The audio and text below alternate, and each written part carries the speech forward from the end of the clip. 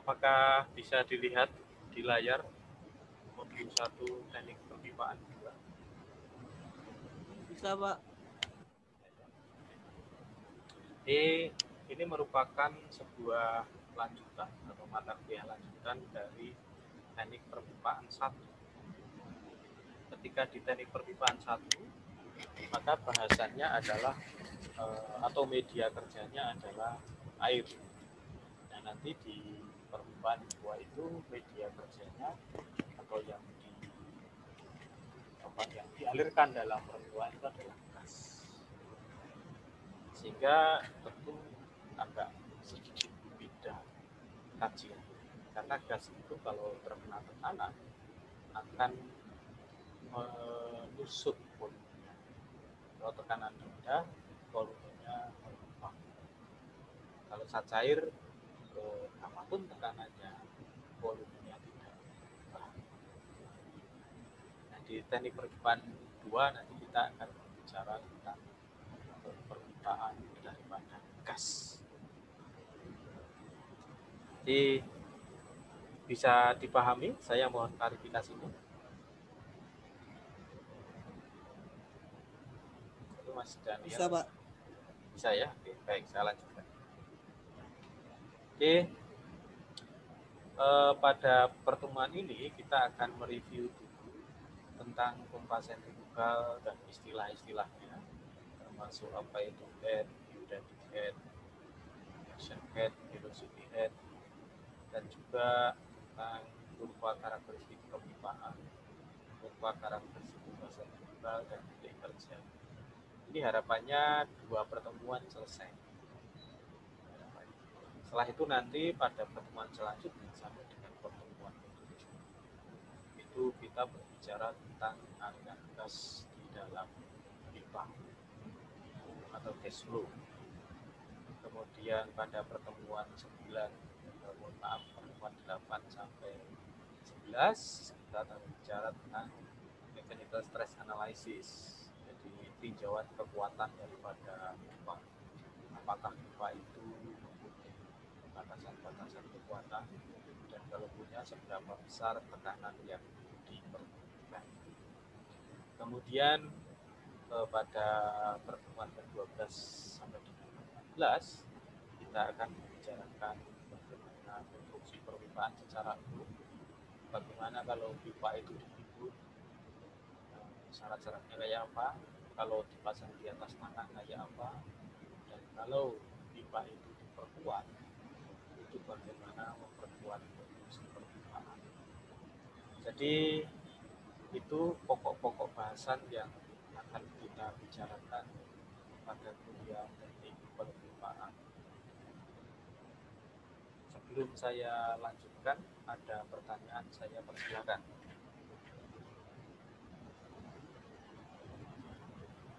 Oke, tidak ada ya Mas ya? Baik. Kalau tidak ada, kita lanjutkan saja. Sebelum kita berbicara tentang friction dan lain-lain tentang pompa sentrifugal, saya ingatkan dulu bahwa pipa itu mempunyai ukuran standar.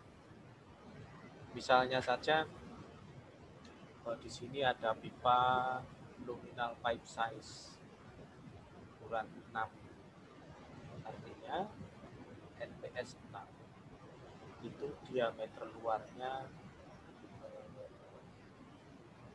6,625 inci atau 168,3 mm.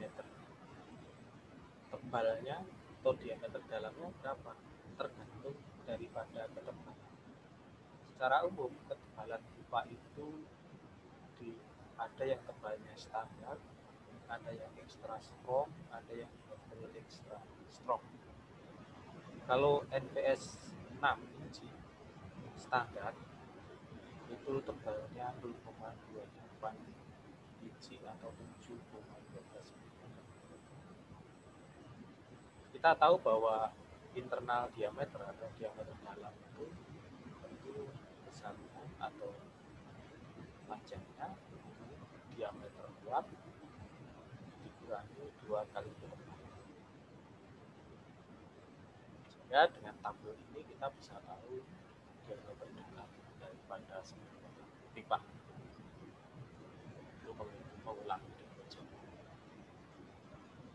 Kemudian kita juga pernah belajar bagaimana kita menetapkan ukuran pipa untuk aliran cat cair. Kita pada aliran cat cair ini batasan kecepatan yang aliran cat cair dalam pipa itu maksimum 2 meter per detik atau 5,8 bit per detik, 2 meter per detik. Nah, dengan menggunakan hukum kontinuitas bahwa debit sama dengan kecepatan rata-rata kali luas penampang, jadi kecepatan maksimum ini maksudnya kecepatan rata-rata, maka kita bisa menetapkan ukuran pipa. Misalnya akan dialirkan air dengan pipa kapasitasnya 50 liter dan ketebalannya adalah sekian 40 standar. Tentukan ukuran pipa 50 liter per detik atau 0,05 meter per detik. Kalau dikalikan jadi 30 meter per detik cukup besar juga.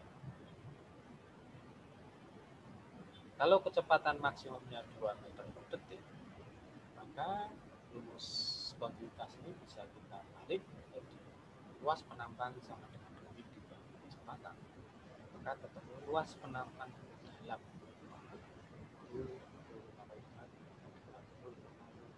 meter persegi. Ini adalah luas penampang minimal. Kemudian kita tahu bahwa luas penampang itu adalah d kuadrat per 4, sehingga dengan perumusan ini kita dapatkan diameter dalam minimal itu harus 0,178 meter atau 7 inci. Diameter dalam itu harus 7 inci. Maka dipilih sebuah pipa yang diameter dalamnya harus lebih besar daripada 7 inci. Kemudian dilihat di tabel, maka ketemu NPS 8 inci sekian 4, yang mana diameter luarnya 8 inci, kemudian tebalnya 2,5 inci. Sehingga kalau dihitung-hitung diameter dalamnya ketemu 7,981 inci. Demikian untuk mengalirkan 50 liter per detik, maka kita pakai pipa yang NPS 8 inci standar.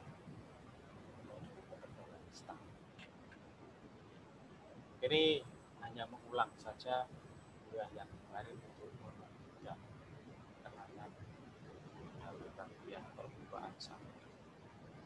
Saya minta klarifikasinya kepada saudara. Apakah bisa diterima? Apakah paham dengan contoh ini? Atau ada pertanyaan? Saya persilakan.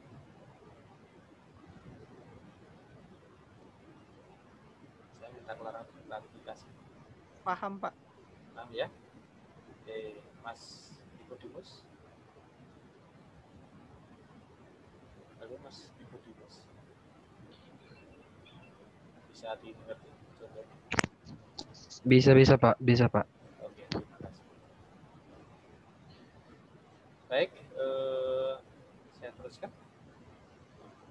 Kemudian kita juga belajar bagaimana menghitung daripada tekanan yang dibutuhkan pada sebuah instalasi perpipaan apabila pada instalasi itu dialirkan sejumlah air.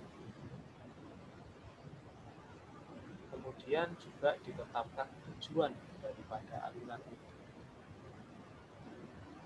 Ketika kita mengalirkan air dengan pompa, mengalir pada perpipaan sampai pada tujuan tertentu, maka si pompa ini harus memberikan energi kepada muridnya supaya bisa mencapai tujuan.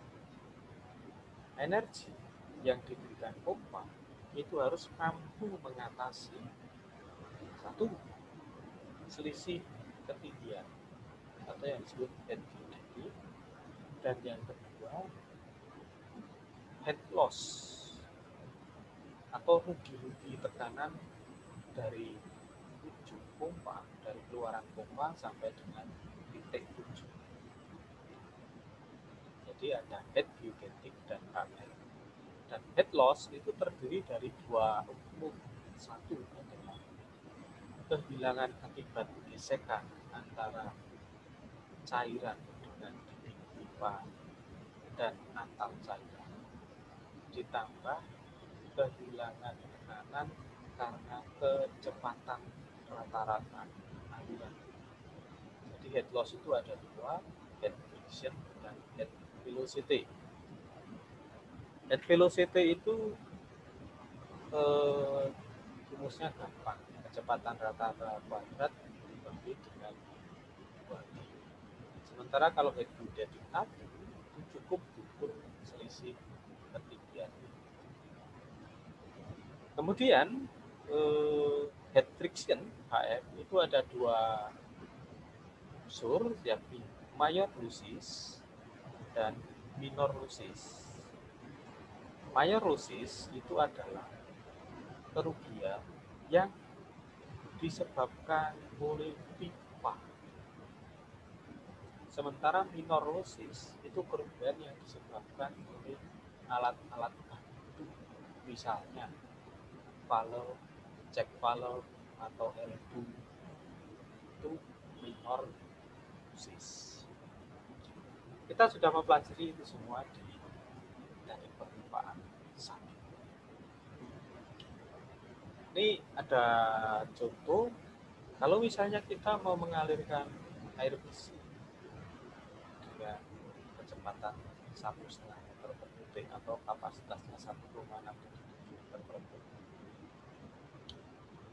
pada pipa 6 inci, schedule 4, panjang pipa 2000 meter, geodetiknya 30 meter, elbow-nya 352, ada expansion joint, ada check valve, ada feed valve. Berapa energi tekanan dari pompa atau istilahnya berapa discharge head supaya air itu bisa mengalir. Tentu kita ingat bagaimana itu dan lain-lain. Kita satu persatu ya. Kalau kita lihat head loss atau head friction, mau tidak mau kita harus memakai head. Oke lah, itu kita sudah pelajari. Pun bahwa dari perhitungan-perhitungan nanti kita terpaksa menggunakan diagram. Mudah-mudahan saudara masih ingat. Ini saya hanya membangkitkan tentang saja. Kalau kita mempunyai sebuah instalasi, kita dapat membuat apa yang disebut karakteristik perpipaan. Jadi sebuah diagram yang menggambarkan hubungan tekanan aliran yang diberikan terhadap dinding, atau digambarkan dengan menghitung head aliran untuk setiap detik pada sebuah pipa, kemudian membuat grafik berdasarkan head terhitung pada masing-masing detik yang dipilih dengan trendline koridor. Jadi kita tahu di bawah ini ya.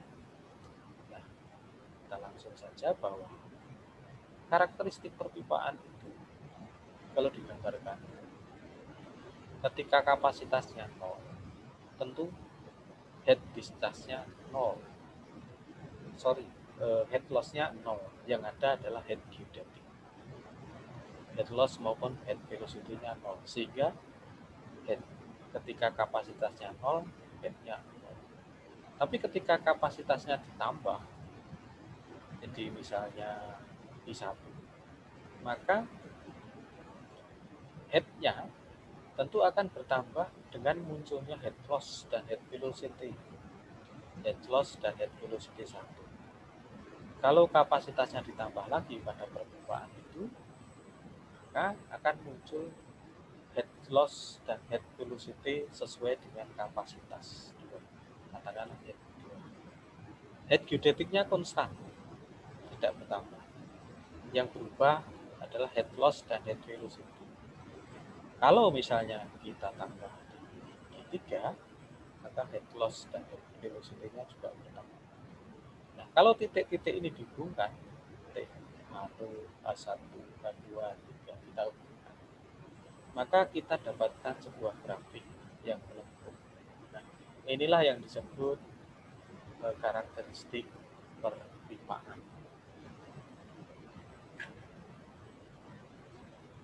Contoh sebuah pipeline bahan baja karbon rendah ASTM A3 ukuran IPS 4C skedul 40, head geodetiknya 50 meter. Pada instalasi itu terpasang fleksibel joint 1 buah, belokan pipa atau shot LD sejumlah 2, swing check valve 1 buah, gate valve 1 buah, dan loop valve 1 buah, panjang pipa 500 meter.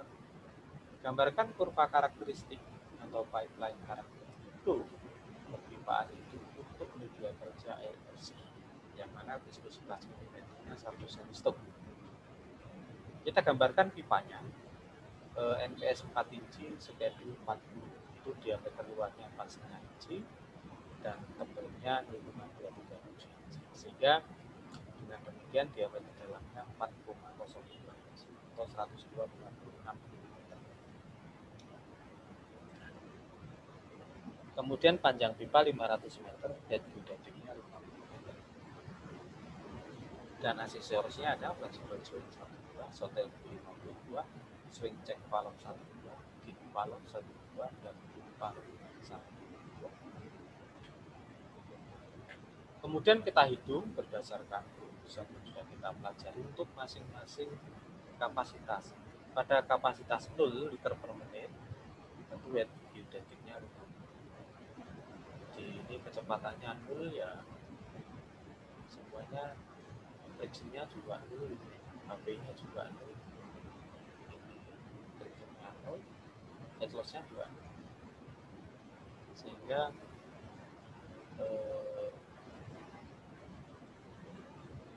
head-nya 50 sesuai dengan itu. Kemudian kalau 300 liter per menit, ya tentunya dengan perumusan perhitungan seperti kemarin ketemu head-nya 51 kali 41. Kalau flow-nya 900 liter per menit, ternyata itu head-nya 62,96 meter. Kalau 1500 ketemu 85,36 meter. Nah, dari data-data itu kemudian kita buat sebuah grafik yang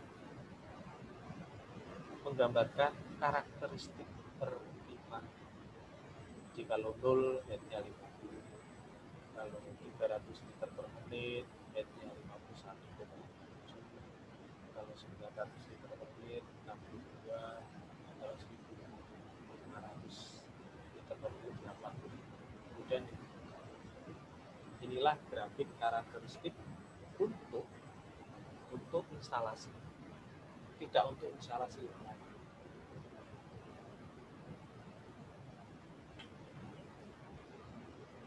Ini saya mengingatkan saja ya mengenai bagaimana menghitung head, itu silakan pelajari lagi atau diulangi di teknik perpipaan.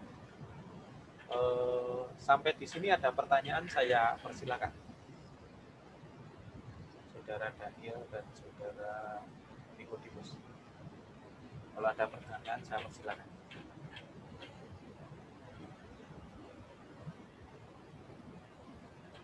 Belum ada, Pak.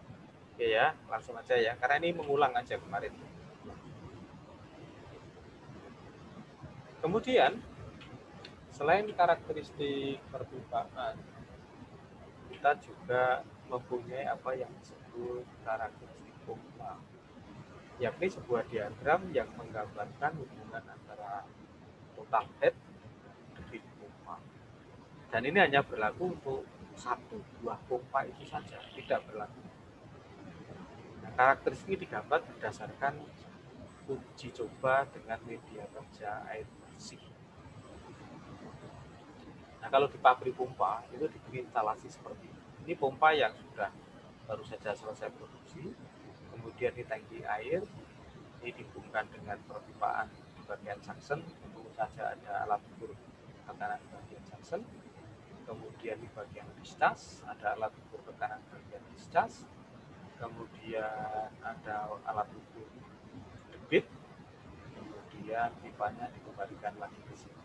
Jadi airnya itu hanya muter. Yang diukur itu adalah total head pompa, yakni head discharge dikurang head suction, dan juga flow meter. Yang diatur adalah kontrol valve, diatur dari full close sampai dengan full open. Jadi setelah instalasi ini terpasang dengan sempurna, kemudian pompa dihidupkan, maka si pompa itu pertama kali di full close. Jadi ini ditutup valve-nya, sehingga tidak ada aliran sama sekali. Tentu tidak ada air yang lewat di sini, sehingga kapasitasnya 0. Tapi tentu ada total head-nya ada yang disebut shut off pressure. Jadi head discharge berapa, head suction berapa, bisa dihitung. Kemudian maka selanjutnya dibuka sepertiga open, kira-kira itu, sehingga ada air mengalir. Maka ada kapasitas terhitung dibuat, dan total head-nya juga berbeda total head. Demikian sampai 0,75 open dan sampai dengan full open. Dari data-data itu kemudian dibikin titik-titiknya. Tapi ingat bahwa karakteristik itu hanya berlaku hanya untuk satu RPM saja, satu putaran. Kalau putarannya berbeda, karakteristiknya berbeda. Misalnya ini pada saat Q1 0, total head-nya adalah total head 1. Kemudian pada saat Q2 total head 2. Pada saat Q3 total head-nya total 3, dan pada saat Q4 maka total head-nya total 5. Titik-titik itu kemudian dihubungkan kan, sehingga didapatlah grafik. Grafik inilah yang disebut grafik karakteristik pompa sentrifugal. Ini untuk mendapatkan karakteristik ini diuji di pabrik, sehingga pabrik itu mesti mengeluarkan sebuah manual atau sebuah sheet atau sebuah grafik yang bercerita tentang pompa. Grafiknya jadi ruwet ya, padahal tadi mestinya hanya seperti saja. Bagaimana kita membaca grafik ini? Di sini ada putaran. Jadi grafik ini hanya berlaku untuk pompa merek tertentu, tipe 4DC gitu ya, putaran 1750 RPM. Kalau putarannya berubah, grafik ini sudah tidak berlaku. Jadi ini hanya berlaku pada putaran 1750 RPM. Kemudian ini ada angka 9,5 di 9, 8,5, 8 inci juta. Ini angka apa? Ini adalah angka diameter impeller. Di impeller pompa itu kalau di pabrik itu dicor utuh keluar dari pabrik utuh. Kebetulan untuk pompa tipe 4DC diameter utuhnya itu 9,5 inci. Tetapi diameter itu bisa dikurangi, istilahnya di print, di trim, kurangi sampai dengan 7,5 inci. Boleh. Cuma ketika diameter itu dikurangi, maka grafiknya jadi berubah. Untuk pompa 4 BJ putaran 1750 RPM diameter impeller 9,5 inci, grafiknya adalah yang hitam, yang paling atas. Yang lain tidak berlaku. Kalau diameternya dikurangi 9 inci menjadi 9 inci, grafik yang berlaku adalah ini.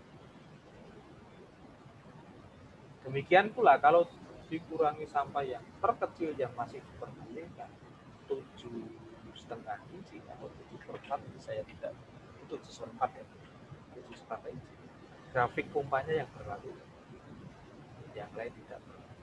Jadi tetap aja sebenarnya grafiknya itu sama. Cuma kalau diisi kan nomor satu-satu jadi repot, sudah dijadikan satu halaman saja, cuma diberi keterangan ini untuk diameter 9,5 inci, grafik yang ini untuk 7,4 inci dan selain. Gitu. Kemudian diameter ya. Kemudian ini misalnya pompa ini, pompa 4 inci itu bisa diputar dengan 6 rpm, kemudian dilihat tekanan di bagian disas, tekanan di bagian suction. Tekanan disas dikurangi tekanan suction tentang total head. Misalnya setelah dihitung ketemu totalnya 20 meter. Kalau diameter impellernya 9,5 inci, berapa kapasitasnya? Maka tinggal kita narik dari angka 20 ke kanan, gitu, kanan sampai memotong kurva 9,5 inci. Terus dari titik potong ini tarik garis turun ke bawah. Nah, ketemu kapasitasnya sekitar 180 meter kubik per jam. Atau kalau pakai galon per menit ya sekitar 795 itu ya. Atau 180 meter kubik per jam. Kalau impellernya 9,5 inci. Kalau impellernya 9 inci, kalau total headnya 20, apa ya 108. Kita lihat kalau 9 inci, maka titik potongnya itu di sini. Karena grafik yang berlaku adalah yang sehingga titik potongnya di sini. Maka dari titik potong 9 inci dengan head 20, kita tarik ke bawah. Dapatkan, oh ternyata hanya berapa itu? 140 meter kubik per jam. Jadi kalau impellernya dikurangi pada total head yang sama, kapasitasnya.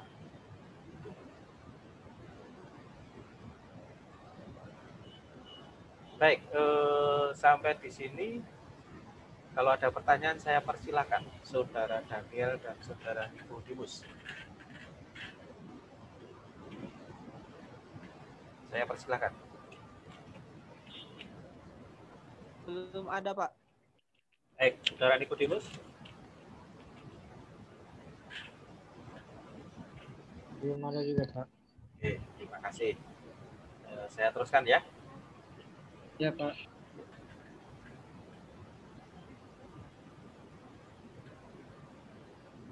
Nah,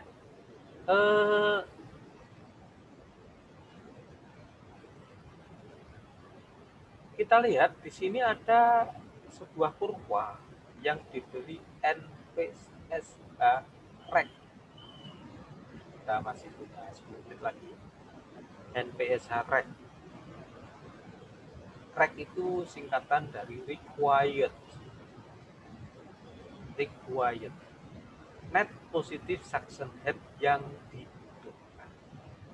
Yang dibutuhkan oleh siapa? Yang dibutuhkan oleh pompa supaya tidak terjadi kavitasi. Ingat lagi ya, kavitasi. Ini grafik.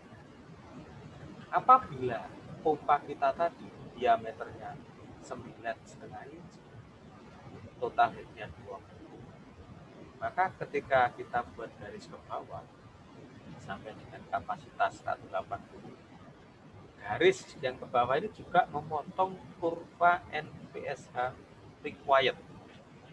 Dari titik potong ini kalau kita tarik ke kanan,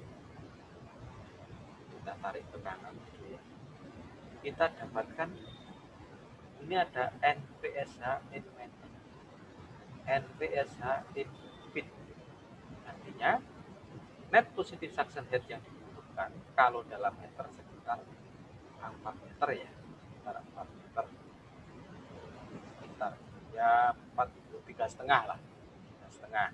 Kalau kita mau pakai feet ya sekitar 11 feet. Jadi dengan demikian kita sudah mempunyai data bila diameter impellernya 9,5 inci, putaran 1750, rotatornya 20, maka kapasitasnya 180 meter kubik per jam, dan ya, NPS required-nya 3,5 meter. Tetapi masih ada satu lagi. Ini ada garis-garis. Ini garis apa ini? Persen. Bisa ditebak bahwa itu adalah efisiensi. Efisiensinya berapa persen? Kalau kita lihat perpotongan antara garis dari total head dengan diameter 9,5 di sini, yang titik potong disebut titik kerja, maka ini berada di dalam area berapa persen? Ini ada 83%, 83,5%. Ya kira-kira ini 82%. 8,5 gitu ya. Saya tulis. Karena ini 82 ya. Ini 83. Saya nggak kelihatan.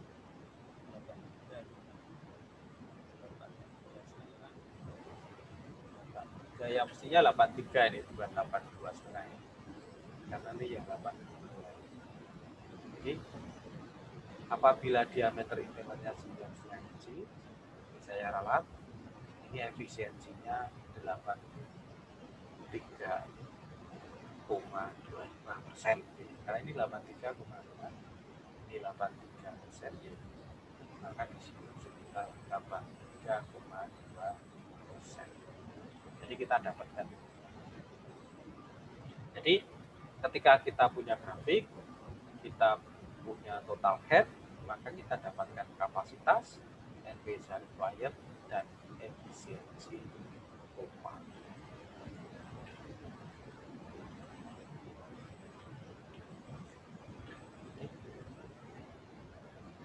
Nah, di sini ada sebuah gambar. Tadi ini adalah grafik pompa.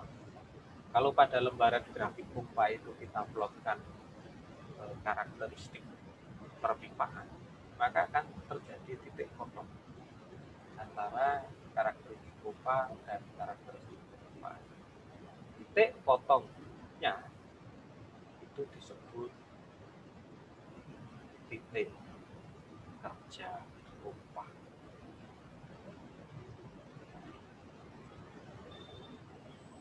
Dari titik kerja pompa ini kita bisa tahu berapa kapasitas saluran dan berapa total head daripada aliran. Sebagai contoh, misalnya ini pompa tadi ya masih 4 biji putaran 1750 mm, gitu ya. Misalnya yang kita pakai diameter 9,5 inci. Ya, yang lain untuk bilang bikin pusing gitu ya. Terus pada lembar ini kita plotkan sebuah grafik perpipaan seperti ini. Maka, jadi tentu ini dihitung ya, dihitung seperti tadi hitung. Maka terlihat ada perpotongan antara grafik perpipaan dan pompa. Berapa kapasitas pompanya? 700 galon per menit atau 160 meter kubik per jam. Dan total headnya 22,5 meter. Dan kita bisa tahu MPS-nya adalah 2,5 meter.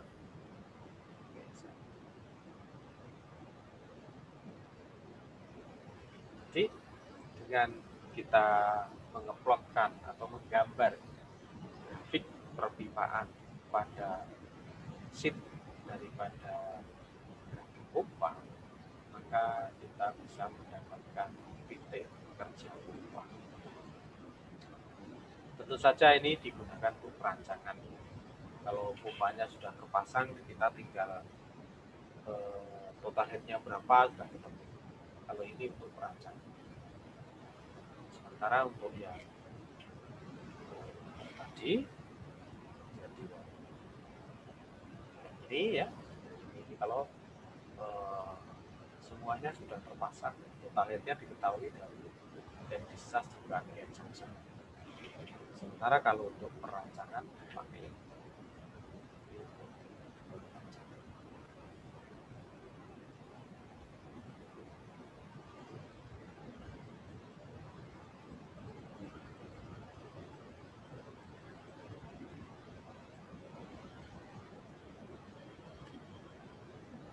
baik, kita masih punya waktu 2 menit. Kalau ada pertanyaan saya persilahkan. Saudara Daniel dan saudara saya persilakan, saudara Daniel. Ada pertanyaan? Belum ada, Pak. Belum ya. Tapi mulai ingat ya. Iya, Pak. Saudara ngakses lewat Elinas ya. Sudah ngedownload materinya. Sudah ya? Oke, saudara Nikodemus, apakah saudara mengakses lewat Elinas atau lewat link di WA? Lewat Elinas, Pak. Sudah download. Sudah download. Baik, terima kasih. Baik, Iya, Pak. kalau nggak ada pertanyaan ya, tolong videonya dihidupkan. Kita masih punya waktu 1 menit.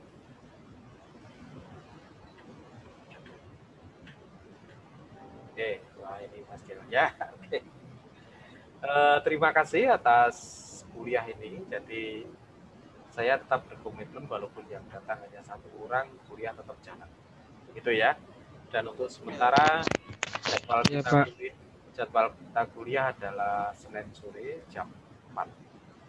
Untuk minggu mendatang saya akan atur nanti 2 session ya. Session pertama 40 menit dan session kedua juga 40 menit. Dan untuk kuliah hari ini karena ini direkam, maka nanti rekaman akan saya upload di YouTube sehingga teman-teman yang belum sempat ikut kuliah nanti bisa mengakses di YouTube. Terima kasih atas kehadirannya. Selamat sore, semoga Tuhan memberkati. Selamat sore.